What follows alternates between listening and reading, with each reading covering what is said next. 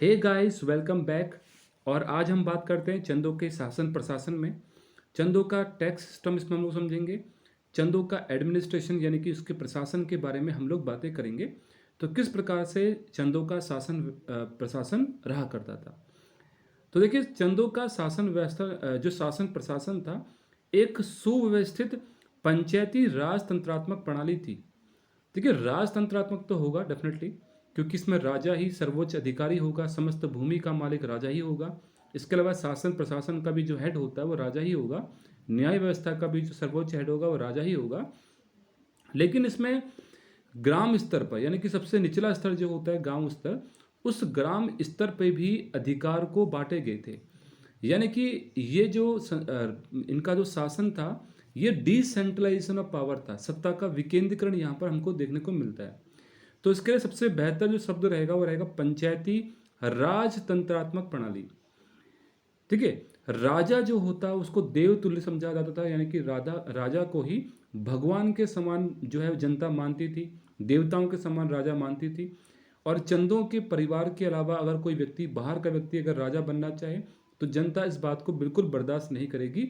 ऐसा आप लोग ने चंद्र शासन में देखा ही होगा। तो भाई, जो चंद शासक रहा करते थे वो महाराजा धीराज या श्री महाराजा धीराज की उपाधि धारण करते थे। और नाम के अंत में कई बार राजा जो हैं वो देव शब्द लगाते थे, जो उनके देवतुल्य होने की पुष्टि को करता है। ठीक है। अब बात करते हैं चंदों के राजकुमार जो थे। जो राजकुमार होते थे वो अपने नाम के पीछे जो है वो कुंवर लगाते थे, या फिर गुसाई शब्द वो लगाते थे। अब किसी किसी राजा के उसमें हमको देखने को मिला कि भाई, नाम से पहले उन्होंने जो है अपने कुंवर या फिर गुसाई शब्द लगाया था। लेकिन अधिकतर जो राजकुमार थे वो नाम के बाद में कुंवर या फिर गुसाई शब्द लगाते थे। पर्वत चंद एक अपवाद है इसमें, जिसने नाम से पहले पे जो है वो कुंवर शब्द लगाया था। जबकि जो कतुरी लोग थे, जो कतुरी राजकुमार थे, वो नाम के आगे रजबार शब्द लगाते थे। तो चंद राजकुमार के बारे में आप लोग ने ये बातें जान ली है। ठीक है। राजा, जैसे मैंने आपको बताया कि समस्त भूमि का मालिक जो होगा वो राजा होगा। और जब राजा दान करता है, राजा जब भूमि को दान करता है, तो उस समय राजा के साइन नहीं होते उसमें। जबकि कुछ अन्य चीज होती है, इसके ऊपर हम लोग चर्चा करेंगे। और जब राजा भूमि को दान करता है, जब ताम्रपत्र खुदवाता है, तो ऐसे में जो राजकुमार होता है उसका प्रथम गवाह होता था। राजकुमार इसका प्रथम गवाह होता था। इसके अलावा सीखदार नाम का जो पोस्ट थी, ये भी जो है वो गवाह के रूप में वहां पर उपस्थित होता था भूमि को दान करते वक्त। ठीक है। अब राजा की सहायता के लिए कई सारे अधिकारी को हम लोग नियुक्त करते थे। जैसे हम लोग बात करते हैं परामर्शदाता जो रहा करते होंगे, तो मेहरा और जो फर्तियाल जाति है, ये चंदों के शासन में आपको पता है कि भाई दो बहुत प्रमुख जातियां थी, क्योंकि संख्या इनकी ज़्यादा रहा करती थी। और कौन सा व्यक्ति को राजा बनाना है, कौन से व्यक्ति को राजा नहीं बनाना है, तो ये डिसाइड करने वाले जो लोग थे वो मेहरा फर्तियाल थे। इसको जो है दो आल कहा जाता था। यानी कि मेहरा और फर्तियाल जाति को दो आल के रूप में हम लोग जानते थे, दो धड़ों के रूप में हम लोग इनको जानते थे। काफी शक्तिशाली रहा करते थे। अगला पद है दीवान का, यानी कि प्रधानमंत्री। और ये पद जो है वो सामान्यतः ब्राह्मणों को मिलता था।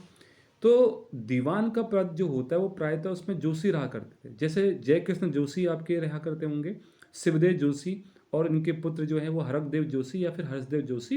ये दीवान के पद पे थे, यानी कि प्रधानमंत्री का जो पद होता था, इस पर अधिकतर जोशी ब्राह्मण रहा करते थे। उसके अलावा एक पद था इनका बक्सी, यानी कि सेनापति। तो सेनापति जो होता है वो सेना का प्रधान होता है।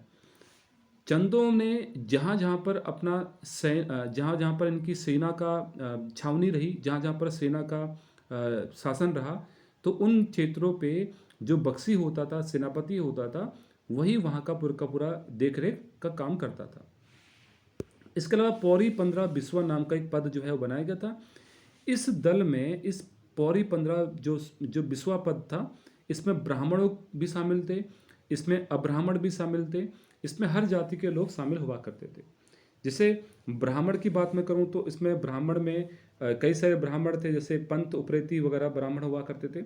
अब्राह्मण का मतलब है कि इसमें ठाकुर भी शामिल थे, और इसके अलावा जो अनुसूचित जाति होती है उसके लोग भी इसमें शामिल होते थे, जैसे करायत, धोबी, टमटा, नाई आदि इसमें शामिल थे। तो पौरी 15 20वां जो पद है, ये ब्राह्मणों और अब्राह्मणों का एक दल बनाया गया था। ठीक है। अब बात करते हैं इनके जो ताम्रपत्र थे। इन ताम्रपत्रों में जो भाषा हमको मिलती है, जो लैंग्वेज हमको यूज मिलती है, वह है नेपाली मिश्रित कुमाऊनी भाषा। तो नेपाली मिश्रित कुमाऊनी भाषा के लिखे हुए ताम्रपत्र ये प्रयोग करते थे। और जब राजा भूमि दान करता था ना, तो उस समय राजा के साइन नहीं होते थे, राजा उसमें हस्ताक्षर नहीं करता था, जबकि वो कटार की मूठ का प्रयोग करता था। अब ये कटार की मूठ का मतलब होता है कि जो इनके पास जो खुखरियाँ होती होंगी, तो उसका जो हैंडल होता है, उस हैंडल पे लगने वाली जो मोहर होती है, उसका ये प्रयोग करते थे राजा। सामान्यतः सिग्नेचर के जरिए, सिग्नेचर के बजाय ये लोग कटार की मूठ का प्रयोग करते थे। तो इस प्रकार के क्वेश्चन भी आपके एग्जाम में बनते हैं। अब जो ताम्रपत्र को जो उत्कीर्ण करने वाले होते थे, जो उसको लिखते थे, वो होते थे, उनको कहते थे सुनार, सुतार या सूत्रधार। और इसमें क्या लैंग्वेज होगी, किस प्रकार से इनको लिखना होगा, क्या रहेगा क्रम लिखने का, तो ये जो लेखक होते थे प्रायतः जोशी होते थे। ताम्रपत्र को उत्कीर्ण कराने का काम सुनार, सुतार या सूत्रधार का था, और लेखक जो होते हैं वो प्रायतः जोशी होते थे, जो इन ताम्रपत्रों की भाषा को तय करते थे। अब बात करते हैं दीवान के अलावा छोटे छोटे अधिकारी भी थे, छोटे छोटे सचिव के पद भी होते थे, जिनकी संख्या अधिकतम जो है वो 10 हुआ करती थी। और इनको वेतन के बदले भूमि वगैरह दान की जाती थी। जो छोटे छोटे कर्मचारी होते हैं उनको वेतन के बदले वे भूमि दान की जाती थी, लेकिन सभी कर्मचारियों को वेतन के बदले भूमि दान नहीं करते थे। ठीक है, तो इसको आप लोग जनरली मत समझना। इसके अलावा एक पद है सैजाली। तो सैजाली जो पद होता है, ये राजा की निजी वस्तुओं का संरक्षक होता है। जैसे हम लोग बात करें आज पीए, एक मंत्री के साथ एक पीए होता है, तो सैजाली जो होता है वो राजा की निजी वस्तुओं का संरक्षक होता है। बात करते हैं राजचेली। तो राजचेली असल में एक दासी थी, जो महल में दासी का काम करती थी, रानियों के साथ जो है उनके रानियों के साथ उनको उनको संवारने का काम ये करती थी, राजमहल की दासी होती थी। तो इसका भी समाज में एक अच्छा स्थान रहा करता था। इसके अलावा एक पद जो था वो था रसोई का दरोगा। और रसोई का दरोगा का एक, मैंने आपको बताया कि बहुत इंपॉर्टेंट पद है। उसका कारण यह है कि चंदों में अधिकतर शासकों को जहर देकर के मारा गया था, खाने में उनके जहर देकर के मारा गया था। तो रसोई दरोगा जो है एक बहुत इंपॉर्टेंट पद होता था। देखिए, चंद काल का अगर शासन प्रशासन को हम लोग कहते हैं, तो ये कई सारे मंडलों में विभक्त था। जैसे बात करें सबसे ऊपर जो है उस पर वो मंडल होंगे। मंडल के नीचे अगर हम लोग देखें तो देश है, और देश के नीचे परगने या फिर गरखे हैं, और गरखे के नीचे जो सबसे निचला स्तर है प्रशासन का, वो है गांव। तो मंडल जो है वो दो प्रकार के रहा करते थे। एक मंडल तो वो थे जो जिसको चंद शासक डायरेक्टली जो है वो रूल करते थे, या चंद शासकों के जो डायरेक्टली अधीन होता था। और दूसरा जो होता था वो ऐसा था कि जो सामंतों के अधीन था। सामंतों का मतलब है कि जो राजा के, या राजा ने किसी क्षेत्र पर अधिकार कर लिया, जैसे डोटियों के ऊपर अधिकार कर लिया, तो डोटी इनको अब टैक्स दिया करते हैं, इनके सामंत हो गए। जैसे कत्यूरियों के ऊपर अधिकार कर लिया, कत्यूरी इनके सामंत बन गए। तो ये लोग जो हैं वहाँ पर शासन करते थे, लेकिन ये टैक्स जो है वो राजा को दिया करते थे। तो एक तो थे जो डायरेक्टली कंट्रोल थे अंडर द चंद किंग, और दूसरा जो थे वो इनके सामंतों के अधीन शासन रहा करता था। तो इस प्रकार से मंडल दो प्रकार के रहा करते थे। तो चंद राजा जिन राज्यों की विजय करते थे, वहाँ के पूर्व शासकों को वो अपना सामंत बनाते थे, और चंदों को ये नियमित रूप से कर दिया करते थे। और कभी कभी हमको देखने को मिलता है कि ये रजबार की उपाधि भी धारण करते थे। जैसे मैंने बात करी, कत्यूरी जो शासक थे, वो कत्यूरी राजकुमार थे या शासक थे, तो ये कई बार जो है अपने नाम के आगे रजबार शब्द भी प्रयोग करते थे। लेकिन जब ये युद्धों के समय में भाग लेते थे, तो उनको उस समय ठक्कुर कहा जाता था। ठीक है। जैसे बात करें कुछ सामंत की, जैसे कल्याण चंद के समय में पृथ्वीचंद रजबार नाम का एक मणकोटी राजा था, ये इसका सामंत था। भारती चंद के समय में आपको पता है कि 12 वर्ष युद्ध हुआ था, तो कई सारे प्रांत इसने जीते थे, जिसमें विजय बम भी एक इसका एक सामंत था। रतन चंद के समय पे हम लोग बात करें तो बसेड़ा राजपूत जो था वो इसका एक सामंत था। दूसरा होता है ऐसे प्रांत जो राजा के अधीन थे, या राजा जहाँ पर कंट्रोल करते थे। तो मंडलों के नीचे देश था। देखो, मंडलों के नीचे क्या था, देश था। जैसे अगर मैं एग्जांपल दूं तो तल्ला देश, मल्ला देश, माल भावर देश, पर्वत डोटी देश। तो इस प्रकार के जो थे वो मंडल के नीचे जो है वो देश रहा करते थे, और इनका शासन अलग अलग प्रकार से होता था। देश के नीचे जो थे वो परगने थे, और परगने जो है, परगने में दो प्रकार से शासन होता था। ठीक है। अगर वहाँ पर कोई नागरिक शासन करना होगा, यानी कि वहाँ पर जनता रहती है, सामान्य जनता, और वहाँ पर वहाँ का जो प्रशासन होगा वो नागरिक अधिकारी के अधीन होगा, तो ऐसे में हम लोग उसको जो है वो सिकदार कहते थे।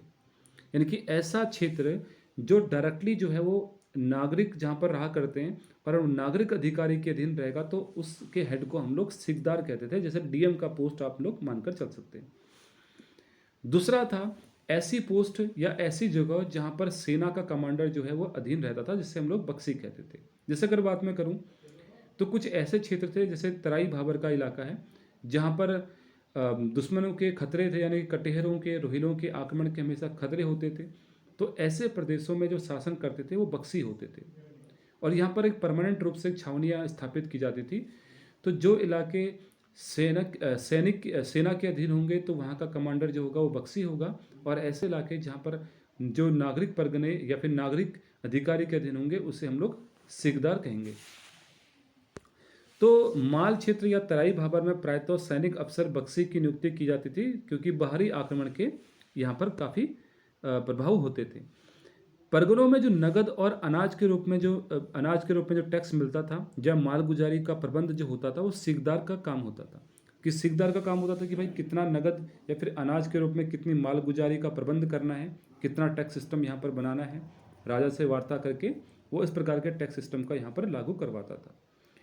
जबकि हिसाब किताब कि भाई क्या लेन देन में कोई कोई गलती तो नहीं की जा रही है, या फिर कोई भ्रष्टाचार तो नहीं हो रहा है, तो जो हिसाब किताब की जो जांच करने वाले अधिकारी थे उसको हम लोग खांजाची या खांगची कहा करते थे। ठीक है। अब बात करते हैं गरखों के जो मुखिया होते थे उनको हम लोग नेगी कहते थे। ठीक है। जैसे बात करें गरखे, मैंने आपको बताया कि परगनों के नीचे जो थे वो गरखे थे, और गरखे के जो मुखिया थे वो नेगी थे। जबकि जो नेग नाम का जो पोस्ट था, नेग नेग जो पोस्ट है वो छोटे छोटे कर्मचारियों को नेग कहते थे। सचिवालय में जो काम करने वाले छोटे कर्मचारी होते थे उन्हें नेग कहा करते थे उस समय। भंडार का जो अधिकारी था उसे भंडारी कहा गया। तो जिसने जैसा काम किया उसके बाद उनके नाम के आगे उनकी जातियां भी इस प्रकार से लगी हैं। इसके अलावा अनाज को राजा तक पहुंचाने का काम कैनी खस्सिए करते थे। इसके अलावा कैनी खस्सियों का काम जो है वो खेती करना भी होता था। परमानेंट रूप से किसान जो थे जो खेती करने का काम करते थे वो कैनी खस्सिए थे। और राजा के लिए जो लगान वसूलना था 1/6 हिस्सा, उसको वसूलने का काम भी कैनी खस्सिए करते थे राजा के राजकोष तक पहुंचाने का। परगने जो है वो गरखों में विभक्त थे, जिन्हें हम लोग पट्टी भी कहते थे, और गरखे पुनः जो है वो गाँव में बटे हुए थे, जिसका मुखिया जो था वो सयाना था, या फिर उससे हम लोग बूढ़ा भी कहते थे। कहीं कहीं पर इनको सयाना कहते थे, कहीं कहीं पर इनको बूढ़ा कहा करते थे। जैसे दारमा व जोहार घाटी के क्षेत्र हैं, यहाँ पर इनको कहते थे बूढ़ा। जबकि पाली और सल्ट क्षेत्र हैं, यहाँ पर इनको कहते थे सयाना। बूढ़ा और सियाना का एक काम और होता था, वो था कि न्याय देने का काम भी वो यहाँ पर करते थे। पुलिस प्रशासन का काम भी वो यहाँ पर करा करते थे। ठीक है। और जहाँ पर न्याय देते थे उसे हम लोग बुढ़ चौराहा कहते थे, उस स्थान को हम लोग बुढ़ चौराहा कहते थे। ठीक है। इनसे छोटा एक पद था जिसे हम कहते थे थोकदार, और इनसे छोटा जो एक पद होता था वो था प्रधान, जिसका काम था माल गुजारी को वसूल करना। कभी कभी पुलिस का भी ये लोग काम करते थे, और इनके अधीन जो है वो 2 पद थे, कोटाल और प्रहरी। देखिए, कोटाल का काम था प्रधान के अधीन काम करना और हिसाब किताब रखना। ठीक है। जबकि प्रहरी का काम 2 होंगे। एक तो होगा, जैसे हम लोग बात करें कि आपके गांव की रखवाली करने के लिए चौकीदार होता है, तो प्रहरी का काम एक तो चौकीदारी करना, और दूसरा महत्वपूर्ण काम जो हमारे एग्जाम के लिए रहेगा वो रहेगा डाकिये का काम करना। यानी कि जो चिट्ठी पत्र होते हैं इनको एक स्थान से दूसरे स्थान तक पहुंचाने का काम भी प्रहरी करते थे। और ये सामान्यतः ये शूद्र वर्ग के होते थे या शूद्र वर्ण के होते थे। अब बात करते हैं चंदों की न्याय प्रणाली। तो हम लोग जानते हैं कि भाई चंदों के न्याय प्रणाली हो या किसी भी शासक की न्याय प्रणाली हो, उसमें जो सर्वोच्च न्याय का जो अधिकारी होगा वो राजा ही होता है। और जो बड़े बड़े मामले होते हैं देशद्रोह के या मृत्युदंड के मामले, वो राजा ही देखता है। जब राजा युद्ध नहीं कर रहा होता तो उस समय राजा जो है वो अपने महल में वो न्याय देने का काम भी करता है। तो देशद्रोह और मृत्युदंड जैसे जो बड़े मामले हैं, संगीन मामले हैं, उनको राजा ही देखता था। फांसी जो दी जाती थी वो ऊंचे ऊंचे स्थानों पर दी जाती थी, जिन्हें हम लोग सूली का डांडा नाम से जानते हैं। एक जेल थी उस समय जिसको हम कहते हैं सीराकोट। सीराकोड उस समय कुख्यात कारागार होता था, यानी कि जो बड़े बड़े आपराधिक प्रवृत्ति के जो लोग होते थे उन्हें इस सीराकोट नाम के जेल में बंद किया करते थे। और जो ये बंदी होते थे इनसे रोड के निर्माण का काम या कंस्ट्रक्शन का काम भी इनसे करवाया जाता था। चंदों की कर नीति की अगर हम लोग बात करें तो भाई चंदों की पहले हम लोग समझ लेते हैं कि किस प्रकार से उन्होंने भूमि का बंटवारा किया हुआ था। तो चंदों के समय में भूमि का जो स्वामित्व था वो राजा के पास था, यानी कि राज्य की समस्त भूमि राजा के पास होती थी। और राजा जिसे भूमि सौंपता था उसे हम कहते थे थातवान। तो थातवान को आप कह सकते हो कि भाई भूमि का एक तरीके से मालिक है ना, जमींदार के रूप में हम इसको मान सकते हैं। तो थातवान को राजा जो है भूमि सौंपता था और भूमि के जो मालिक होते हैं वो थातवान कहलाते थे। इनका कार्य होता था कि सब लोगों से भू राजस्व वसूलना, एकत्रित करना और राजकोष में जमा करवाना।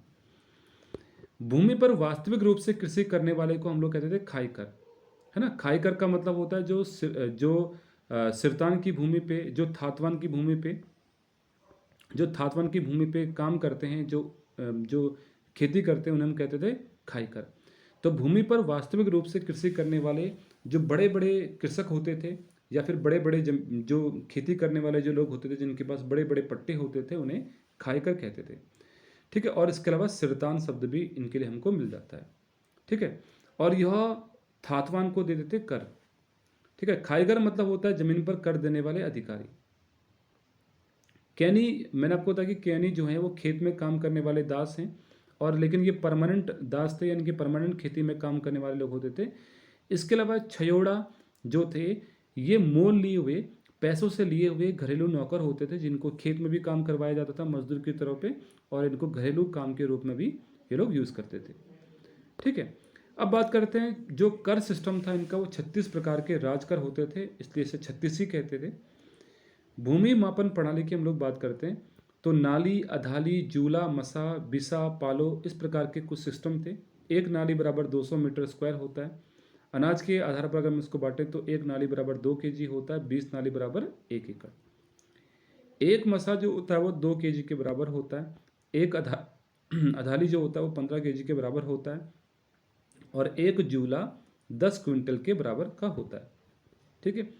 इसके अलावा जो कर थे इनके, उनकी हम लोग बात करते हैं। जैसे एक जूरिया कर है या सांगा कर है।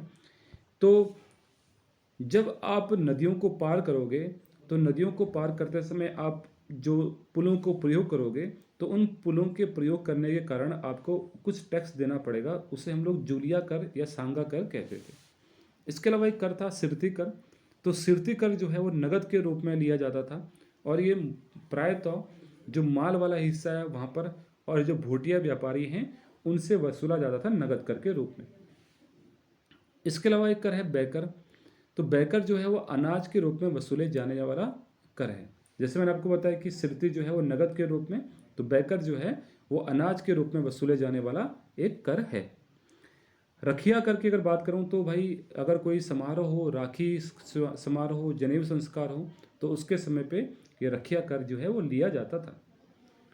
कूद कर की बात करें तो नगद के बदले दिया जाने वाला जो अनाज होगा उसे हम कहेंगे कूद कर। जो तलाऊ वाले हिस्से थे, यानी कि जो ज़्यादा उपजाऊ हिस्से थे, वहाँ पर इनका हिस्सा 1/2, और उपजाऊ वाली भूमि जो थी वो 1/3। जो तराई भाबर का जो इलाका है वहाँ का जो टैक्स होगा वो ज़्यादा होगा, 50%, यानी कि 1/3 हिस्सा।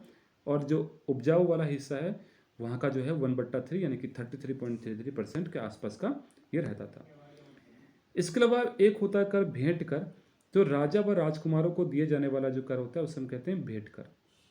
अब राजा से राजकुमारों से मुलाकात करेंगे तो आपको भेंट कर साथ में इनको देना पड़ेगा। मांगा कर युद्ध के समय लिए जाने वाला। जब भी आप युद्ध करेंगे तो भाई आपको अतिरिक्त पैसे की जरूरत होती है, तो उस समय जो कर लिया जाएगा उसे हम कहेंगे मांगा कर। इसके अलावा साहू रंगतली जो कर था वो साउलियों से लिया जाता था, यानी कि लेखक से और ब्राह्मणों से लिए जाने वाला जो कर था वो साहू या फिर रंगतली कर होता था। कटक कर की बात मैं करूं तो कटक आपको पता है कि सेना के लिए ये वसूलने वाला कर था। स्यूक कर जो था वो राजा के सेवकों के लिए लिया जाने वाला कर था। कैनी कपिलनी जो कर था ये कुली बेगार के रूप में आप उससे वसूलते थे, यानी कि अगर आप कर नहीं चुका पाएंगे तो आपको कुली बेगार करना पड़ेगा, यानी कि फ्री में या बहुत कम वेतन में आपको काम करना पड़ेगा और इसके बदले में आपको कोई भी पैसा नहीं चुकाया जाएगा। कमीनचारी या शयनचारी जो कर था वो शयनों को दिए जाने वाला कर था। जो गांव में आपके सयाने होते हैं या बूढ़े होते हैं उनको दिए जाने वाला जो कर है वो कमीनचारी या शयनचारी कर है। कनक कर की बात करें तो सोने के व्यापारियों से लिए जाने वाला कर जो है वो है कनक कर। स्वर्ण धूल के रूप में इसे लेते थे, सोने के रूप में ही इसे लेते थे। हिल यानी अधुल कर जो है वो बरसात के समय पे सड़कों की मरम्मत करने के लिए जो आपसे कर लिया जाता था वो था आपका हिल यानी अधुल कर। मिझारी कर ये कामगारों से लिए जाने वाला कर था, तो इसे हम कहते हैं मिझारी कर। तान कर या तांड कर जो है वो सूती ऊनी बुनकरों से लिए जाने वाला जो कर था वो तान कर रहा करता था। मौकर हम लोग देखें तो भाई हाउस टैक्स है, यानी कि हर घर से लिए जाने वाला कर है। चराई कर भाई ये उन जानवरों से लिया जाएगा या उन जानवरों के मालिक से लिया जाएगा जो जो जिनसे दुधारू पशु जिनको हम लोग कहते हैं कि जिससे अभी आपकी इनकम होना शुरू होती है, तो चारे पर या चारागाहों से लिया जाने वाला जो कर था वो चराई कर है ना। अगला जो कर है वह है रौलिया देवलिया। तो राजा के घर पर पूजा करने के लिए जो लिया जाने वाला कर होता है उसे हम कहते थे रौलिया देवलिया। बजनिया कर राजा के वहाँ जो नर्तक जो होते थे उनके लिए लिया जाने वाला कर है। चौबदार जो है वो राजा की व्यक्तिगत वस्तुओं के लिए लिए जाने वाला कर है। अब बात करते हैं भूमि जो दान दी जाती है वो अलग अलग प्रकार से दान दी जाती है। जैसे एक होती है संकल्प भूमि, तो संकल्प भूमि जो है वो ब्राह्मणों को दान दी जाने वाली जो भूमि है उसे संकल्प भूमि के नाम से जानते हैं। रौंद भूमि आपको पता है कि युद्ध में बहादुरी के लिए वीर सैनिक जो होते हैं उनको ये रौंद भूमि प्रदान करते हैं। और विष्णु प्रति या फिर गूंट भूमि जो होती है वो मंदिरों को या फिर कुछ ब्राह्मणों को दी जाने वाली भूमि है जिसपे वो आगे जा करके मंदिर का निर्माण करेंगे। ठीक है, तो इस प्रकार के कुछ टॉपिक्स पे हम लोग डिस्कस करेंगे। Thank you.